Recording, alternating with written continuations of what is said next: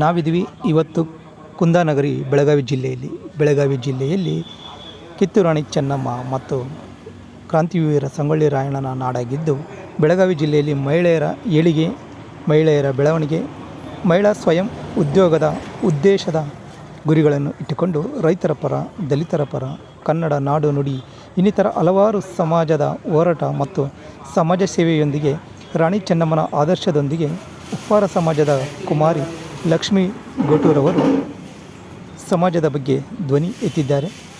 ಬೆಳಗಾವಿ ಜಿಲ್ಲೆಯ ತುಳಸಿ ಅಭಿವೃದ್ಧಿ ಸಂಸ್ಥೆಯ ಸಂಸ್ಥಾಪಕರು ಹಾಗೂ ಹಲವಾರು ಪ್ರಶಸ್ತಿಗಳನ್ನು ಪಡೆದುಕೊಂಡಿರುವ ಲಕ್ಷ್ಮಿಯವರು ಬನ್ನಿ ಕರ್ನಾಟಕ ಧ್ವನಿ ಯೂಟ್ಯೂಬ್ ಚಾನಲೊಂದಿಗೆ ಸಮಾಜದ ಬಗ್ಗೆ ಮಾತನಾಡಿದ್ದಾರೆ. ಕೇಳೋಣ.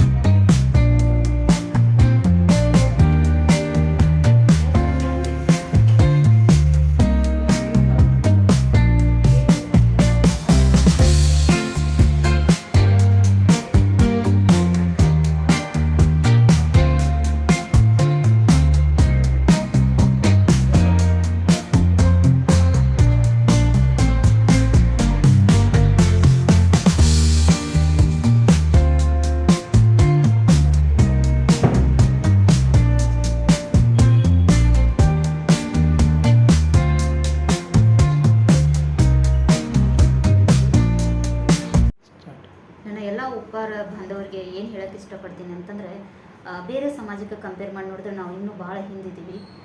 ಯಾಕಂತಂದರೆ ಉಪ್ಪು ನಮ್ಮನ್ನು ಮೊದಲನೇದಾಗಿ ನಮ್ಮ ಕುಲಕಸುಬು ಬಂದುಬಿಟ್ಟು ಉಪ್ಪು. ಆ ಉಪ್ಪನ್ನು ಎಲ್ಲರೂ ತಿಂದಿರ್ತಾರೆ, ಎಲ್ರಿಗೂ ಗೊತ್ತಿರುತ್ತೆ ಆ ಉಪ್ಪಿನ ರುಚಿ ಏನು ಅಂತ. ನಾವು ಯಾರು ಅಂತ ಉಪ್ಪಿನ ರುಚಿ ತೋರಿಸಿದಂಥ ನಾವು ಯಾರು ಅಂತ ಸಮಾಜಕ್ಕೆ ತೋರಿಸ್ಕೊಡ್ಬೇಕಾಗಿದೆ. ಎಷ್ಟೋ ಜನ ನಮ್ಮನ್ನು ಕ್ವಶನ್ ಮಾಡ್ತಾರೆ, ಭಗೀರಥ ಸಮಾಜ ಅಂದರೆ ಏನು, ಕ್ಯಾಟಗರಿ ಫಸ್ಟ್ ಅಂದರೆ ಏನು, ಉಪ್ಪಾರ ಅಂದರೆ ಏನು ಅಂತ. ಅಂಥವ್ರಿಗೆ ನಾವು ಉತ್ತರ ಕೊಡುವಂಥ ಸಂದರ್ಭ ಬಂದಿದೆ. ದಯವಿಟ್ಟು ನಾವೆಲ್ಲರೂ ಒಂದಾಗಿ ಈ ಸಮಾಜದ ಬಗ್ಗೆ ಒಂದು ಕಳಕಳಿಯನ್ನು ತೋರಿಸ್ಬೇಕಾಗಿದೆ. ಆಮೇಲೆ ನಮ್ಮಿಂದೆ ಇರುವಂಥ ಪೀಳಿಗೆಗಳಿಗೆ, ಅಂದರೆ ನಮ್ಮ ಮಕ್ಕಳಾಗಿರ್ಬೋದು, ಮೊಮ್ಮಕ್ಕಳಾಗಿರ್ಬೋದು, ಮುಂದೆ ಬರುವಂಥ ಎಲ್ಲ ಮಕ್ಕಳಿಗೆ ಒಂದು ಉದಾಹರಣೆಗಳ ಮೂಲಕ ಅವ್ರನ್ನ ಮುಂತರುವಂಥ ಪ್ರಯತ್ನ ಮಾಡಬೇಕಾಗಿದೆ. ಯಾಕಂತಂದರೆ ಸಮಾಜದಲ್ಲಿ ಎಲ್ಲ ಸಮಾಜಗಳನ್ನ ನಾವು ಕಂಪೇರ್ ಮಾಡಿ ನೋಡಿದ್ರೆ ಎಲ್ಲರೂ ಡೆಲ್ಲಿಗೆ ಹೋಗಿದ್ರೆ ನಾವು ಇನ್ನೂ ನಮ್ಮ ಊರೊಳಗೆ ಕುಂತಿದ್ದೀವಿ. ನಾವು ಯಾವಾಗ ತಾಲೂಕಿಗೆ ಬರೋರು, ನಾವು ಯಾವಾಗ ಜಿಲ್ಲೆಗೆ ಬರೋರು, ನಾವು ಯಾವಾಗ ಡೆಲ್ಲಿಗೆ ಮುಟ್ಟೋಕ್ಕಾಗುತ್ತೆ. ಎಲ್ಲರೂ ಮುಂದೆ ಹೋಗ್ಬಿಟ್ಟಿದ್ದಾರೆ ಇವಾಗ ಆಲ್ರೆಡಿ, ನಾವು ಇನ್ನೂ ಹಿಂದಿದ್ದೀವಿ. ಅದಕ್ಕೆ ನನ್ನ ಸಮಾಜದ ಬಾಂಧವ್ರಿಗೆ ನಾನು ಕೇಳ್ಕೊಳ್ಳೋದಿಷ್ಟೇ, ಈಗಾಗಲೇ ಕುಲಶಾಸ್ತ್ರ ಅಧ್ಯಯನ ಅಂತ ಆಗ್ತಾ ಇದೆ. ಕುಲಶಾಸ್ತ್ರ ಅಧ್ಯಯನ ಎಲ್ಲಿಗೆ ಬಂದಿದೆ ಅಂತ ದೊಡ್ಡವರಿಗೆಲ್ಲ ಗೊತ್ತಿದೆ, ಹಿರಿಯರಿಗೆ.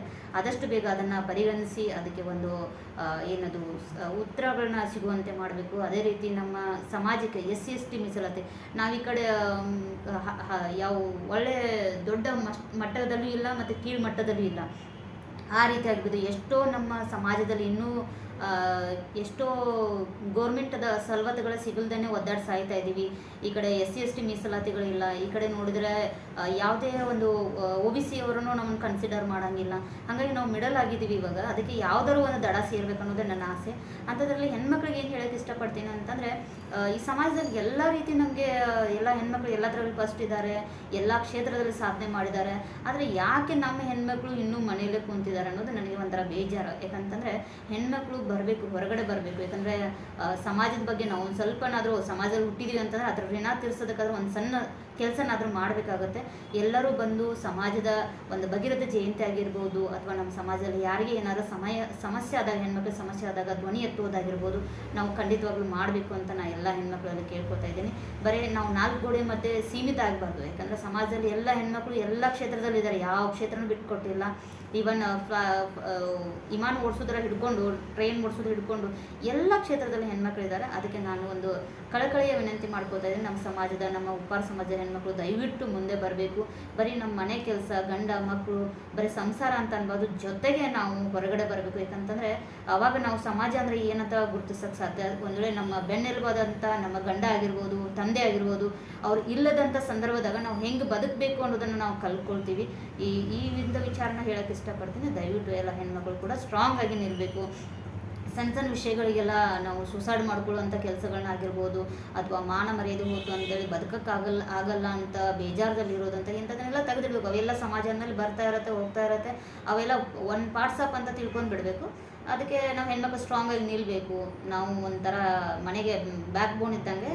ಅದಕ್ಕೆ ನಾವು ಎಲ್ಲ ಸಮಸ್ಯೆ ಆಗಿರ್ಬೋದು, ಏನೇ ಬಂದ್ರೂ ಬಗೆಹರಿಸ್ಕೊಂಡು ಬದುಕಬೇಕಂತ ಹೇಳೋಕ್ಕೆ ಇಷ್ಟಪಡ್ತೀನಿ.